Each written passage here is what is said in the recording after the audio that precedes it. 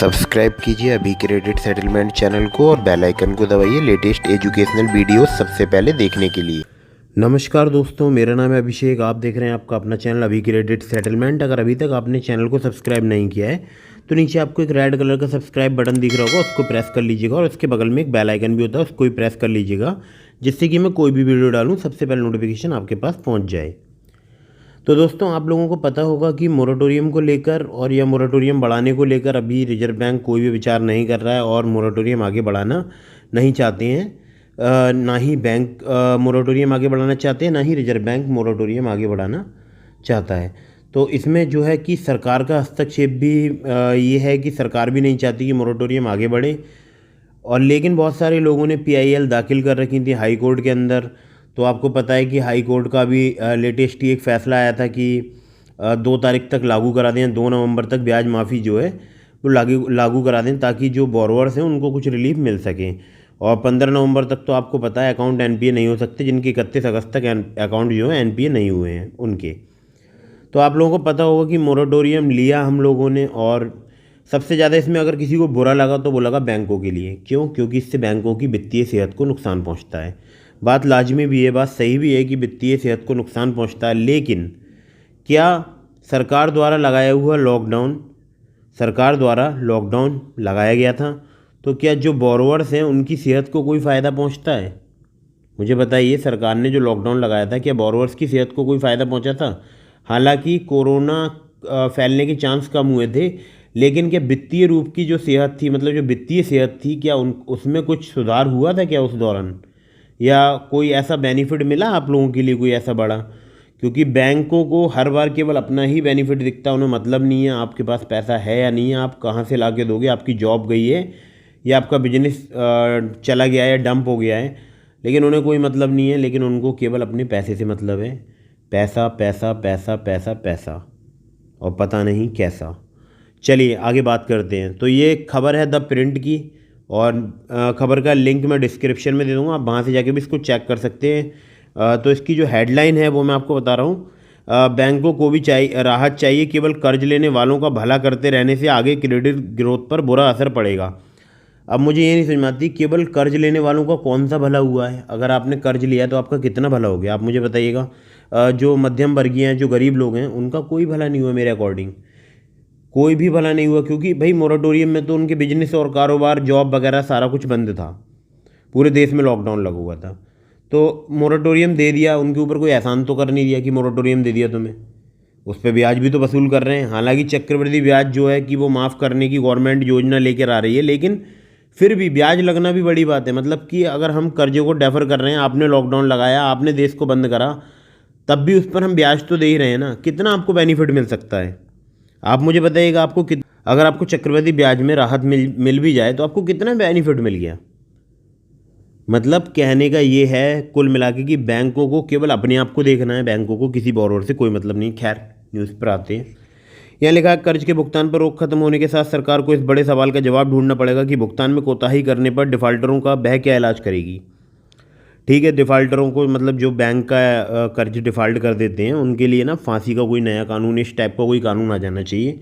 क्योंकि बहुत बड़ी चीज़ होती है, डिफ़ाल्ट करना एक हत्या के बराबर होता है। अगर आपके पास पैसा नहीं है तो आप अपनी किडनी बेच के पैसा जमा कर सकते हो। सॉरी, ऐसा कभी करना नहीं, लेकिन मेरे को ऐसा लगता है कि अब लोगों को या बैंक को, जो बड़े बड़े उद्योगपति हैं जिनका बहुत करोड़ों खरबों रुपए जो एनपीए में डाल के बैंक भूल जाते हैं, समझ रहे हो?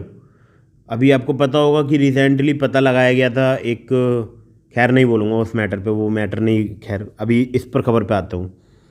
कोविड-19 कारण लागू किए गए लॉकडाउन के चलते मुश्किल में पड़े कर्जदारों की मदद के लिए भारतीय रिजर्व बैंक ने कर्ज भुगतान पर जो 6 महीने की रोक लगाई थी, वह 31 अगस्त को समाप्त हो गई है। कई ऋणदाताओं ने रिजर्व बैंक से आग्रह किया था कि इस रोक को और आगे बढ़ाया जाए, इस रोक को और आगे ना बढ़ाया जाए, क्योंकि इससे एनपीए बुरे कर्जों में वृद्धि होगी, जबकि उन कर्जदारों को अनावश्यक फ़ायदा होगा जो भुगतान करने की क्षमता रखते हैं। ठीक है, तो हम तो बैंक से कहते हैं प्रॉपरली हर एक के घर जाओ, जिसका कर्जा माफ़ आप करते हैं, सॉरी माफ़ तो करते नहीं है, पैसा तो पूरा ही वसूलते हैं। जिसको मोरेटोरियम दिया है या जिसको ज़रूरत है ना, आप एक एक के घर जाओ, चेक करो कि वो प्रॉपर उसकी जॉब चल रही है, दुकान चल रही है, नहीं चल रही है। इस काम पे आप कुछ अपनी टीम को लगाइए, देखिए, उसके बाद उनका आगे बढ़ाइए। हम तो चाहते हैं कि मोरेटोरियम को आप आगे बढ़ाओ। जिनकी अभी भी जॉब नहीं आ पाई है पटरी पर, उनके लिए मोरेटोरियम मिलना चाहिए। खैर, रोक खत्म होने के बाद कई कर्जदारों, होटल संघों और रियल एस्टेट कंपनियों ने सुप्रीम कोर्ट में याचिका दायर करने की मांग की और रोक आगे जारी रखी जाए और रोक की अवधि में भुगतान की जाने वाली किस्तों पर ब्याज लेने से बैंकों को रोका जाए। सरकार ने कहा वह 2 करोड़ रुपए तक के एमएसएमई तथा निजी कर्जों पर ब्याज के ऊपर ब्याज का खर्च उठाएगी। यानी इनको पैसा सरकार पे करेगी बैंकों के लिए, लेकिन बैंकों में फिर भी दुख है, उन्हें बहुत दुख है कि आपका चक्रवृद्धि ब्याज कैसे माफ़ हो रहा है। इस बात का भी बहुत दुख है बैंकों के लिए। दुख क्यों है वो आपको नेक्स्ट जो वीडियोज़ मिलेंगी ना उसमें बताऊँगा आपके लिए क्यों दुख है।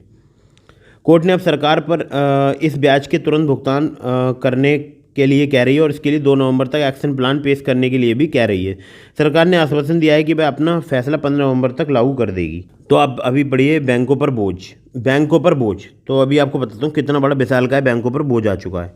अगर सरकार ने हस्तक्षेप न किया होता तो कर्जों पर ब्याज माफ़ करने से बैंकों पर वित्तीय बोझ बढ़ता।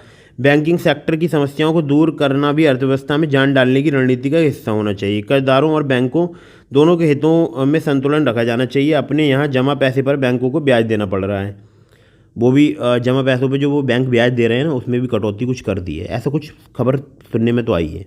खैर, आप बताइए मुझे कमेंट करके कि कितना परसेंट आपको मतलब सेविंग पे या एफडी पर कितने परसेंट ब्याज अभी प्रेजेंट में मिल रहा है। खैर बताइएगा आप मुझे। तो अपने या जमा पैसों पर बैंकों को ब्याज देना पड़ रहा है। बैंक जो कर्ज देते हैं उस पर उन्हें ब्याज के रूप में आय चाहिए ताकि वे अपना कारोबार चला सकें। इसलिए जबकि कोविड-19 के कारण लॉकडाउन से प्रभावित कर्जदारों को राहत देने की ज़रूरत है, तब अगर बैंकों को कर्ज पर बने ब्याज को माफ़ करने के लिए कहा जाता है तो सरकार को इस लागत की भरपाई करने के लिए आगे आना चाहिए, क्योंकि लॉकडाउन कोविड के फैलाव को रोकने के लिए किया गया था।